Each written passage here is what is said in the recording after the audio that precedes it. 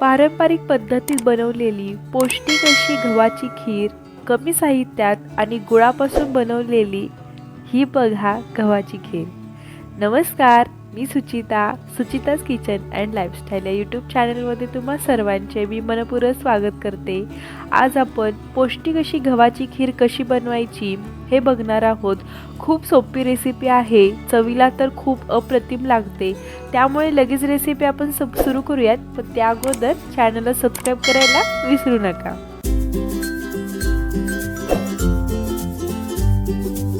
गव्हाची खीर बनवण्यासाठी इथं मी 2 वाटी घरचा साधा गहू घेतला आहे. वजनाने हा अंदाजे बघा 250 ग्रॅम भरतो. आणि जर तुम्हाला आजीच्या वजनात सांगायचं असेल तर 1 चिमट एवढे गहू भरतात. आणि एवढ्या प्रमाणात 5 ते 6 लोकांना आरामात खीर पुरते. आता हे गहू 2 ते 3 वेळा स्वच्छ पाण्याने धुवून घ्यायचे. गहू धुवून घेतले आणि यातील सर्व पाणी ते निथळून घेतले की मग यावर झाकून असंच 10 ते 20 मिनिट ठेवायचे. 10 ते 20 मिनिटांनी बघूया. गहू बघा थोडंफार पाणी होतं ते पण गव्हाने शोषून घेतलं आहे. आता हे छान सडले जातील. आता हे बघा, आता हे गहू मिक्सरच्या भांड्यात 2 मूठ एवढीच गहू घ्यायचे. एकाच वेळी जास्त गहू घेऊन ते नीट सडत नाहीत, ही टिप नक्की लक्षात ठेवा. आणि सगळ्यात महत्त्वाचं लक्षात घ्या, हे गहू मिक्सरला सडताना चालू बंद करतच सडायचे. मिक्सरला जो प्लस मोड असतो ना, म्हणजे जे मिक्सरचे बटन आहे ते डाव्या बाजूला फिरवत गहू सडायचे.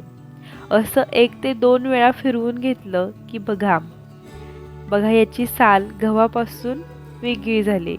यालाच गहू सडणे असे म्हणतात. आता हे एका ताटात काढूया. तर हे आता जरा ओलसर आहेत, त्यामुळे साल बघा चिकटते. पाकडताना ती साल निघत नाही. हे आपण असेच 2 ते 3 तास फॅन खाली किंवा नाहीतर उन्हात जरी 1 तास जरी ठेवलं तर गहू लगेच सुकले जातात. आणि मग बघा असे ताटात किंवा परातीत घेऊन असे पाकडायचे, म्हणजे साल ती निघून जाते. तर हे बघा गहू मी छान पाकडून घेतले, छान स्वच्छ केलेले आहेत. आणि हे बघा एवढ्या गव्हातून 1 वाटी साल निघाली. सालीमुळे खीर कचकच लागते, त्याच्यामुळे साल काढायची. आता हे गहू उकळत्या पाण्यात भिजत घालायचे आणि रात्रभर असेच पाण्यात भिजत ठेवायचे. दुसऱ्या दिवशी बघा गहू छान भिजले आहेत. आता हे पाणी काढून 2दा स्वच्छ पाण्याने गहू धुवून घेऊया. गहू धुतले. आता हे कुकरमध्ये शिजवायचे. तर शिजत घालताना पण गरम पाणी वापरायचे. गव्हाच्या वर बघा साधारण एवढे असे इंचभर असे वरील एवढे पाणी घाला. यापेक्षा कमी ठेवू नका. आता कुकरचं झाकण लावून याच्या मध्यम गॅसवर 4 ते 5 शिट्ट्या करून घेऊ. तर कुकरच्या शिट्ट्या करून पूर्ण वाफ केले तर बघा गहू अगदी छान शिजला गेलेला आहे, एकदम मऊसूत शिजले. आता खीर बनवण्यासाठी पातेल्यामध्ये 2 चमचे खसखस मंद आचेवर सतत हलवत भाजून घ्यायची. आणि या खिरीमध्ये खसखस घातल्याने खीर चवीला ती छान लागते. खसखस भाजली. आता काढून घेऊयात. आता याच पातेल्यामध्ये 1 चमचा तूप घ्यायचे आणि त्यामध्ये ओल्या खोबऱ्याचे पातळ काप केलेले ते 1 कप घ्यायचे आणि ते तुपात छान भाजून घ्यायचे. तर 2 ते 3 मिनिट खोबरं छान भाजून घेतलं. आता हे प्लेटमध्ये काढून घेऊया. आता पातेल्यातच 2 चमचे तूप घ्यायचे आणि शिजवून घेतलेला गहू पातेल्यात घ्यायचा. यामध्ये 1.5 ग्लास गरम पाणी घालून हे मिक्स करायचं. थंड पाणी वापरू नका.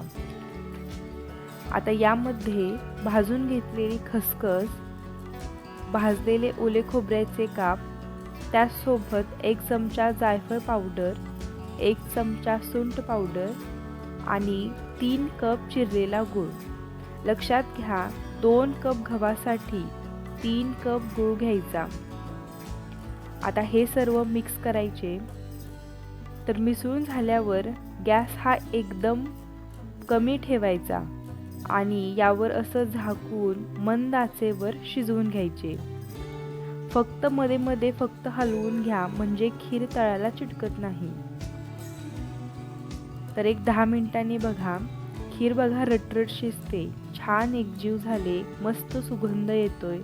त्यामुळे मला राहवलं नाही म्हणून मी 1 चमचा खीर टेस्ट केली, तर चवीला ती अप्रतिम झाले। खरंच तुम्ही ही रेसिपी घ्या आणि घरी नक्की करून बघा। छान टेक्स्चर आले बघा आणि ही आता थोडी पातळ दिसत असली तरी थंड होईल तशी ती घट्ट होत जाते।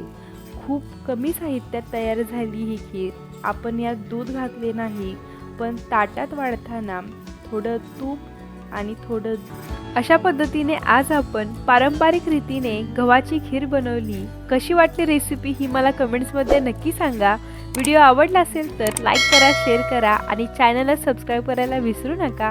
पुन्हा भेटूया अशाच एका नवीन रेसिपीसोबत। तोपर्यंत धन्यवाद।